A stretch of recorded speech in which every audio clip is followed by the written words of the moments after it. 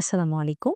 আমি ডক্টর সাইমা আহমেদ রিমি, চর্ম এবং যৌন রোগ বিশেষজ্ঞ হিসেবে বর্তমানে কর্মরত আছি Shaheed Suhrawardy medical college and হসপিটালে।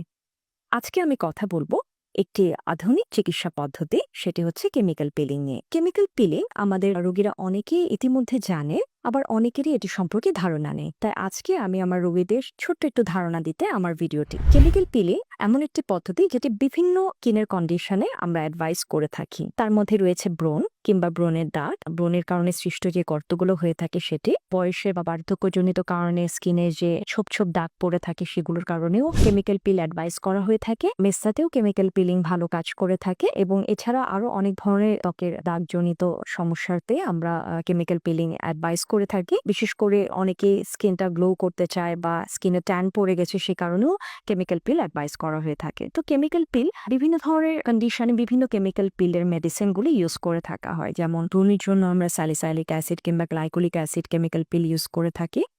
মেস্তার জন্য ফেরুলাক পিল, ল্যাকটিক অ্যাসিড কিংবা গ্লাইকোলিক পিল ইউজ করা হয়ে থাকে, অথবা বিভিন্ন কম্বিনেশনের পিলগুলো ইউজ করে থাকি।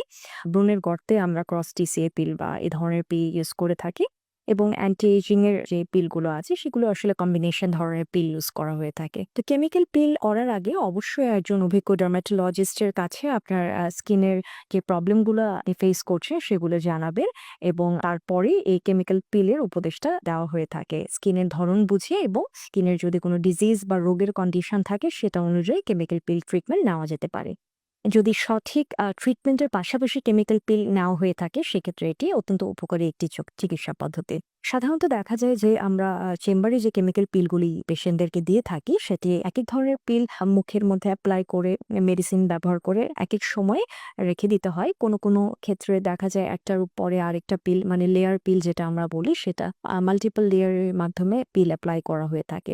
এবং অ্যাভারেজ যদি বলি, প্রতিটা পিলই বিভিন্ন কন্ডিশন ভেদে ৪ থেকে ৬টা সেশন নেওয়া লাগতে পারে। কোনোটা মাসে ১ টা করে, আবার কোনোটা ২ থেকে ৪ সপ্তাহ পর, পর। এই পিলগুলো অবশ্যই পেশেন্টের উচিত হবে বা আমাদের রোগীদের উচিত হবে একজন অভিজ্ঞ চর্মরোগ বিশেষজ্ঞ বা ডার্মাটোলজিস্টের কাছে গিয়ে এই পরামর্শগুলো নেওয়া। ধন্যবাদ।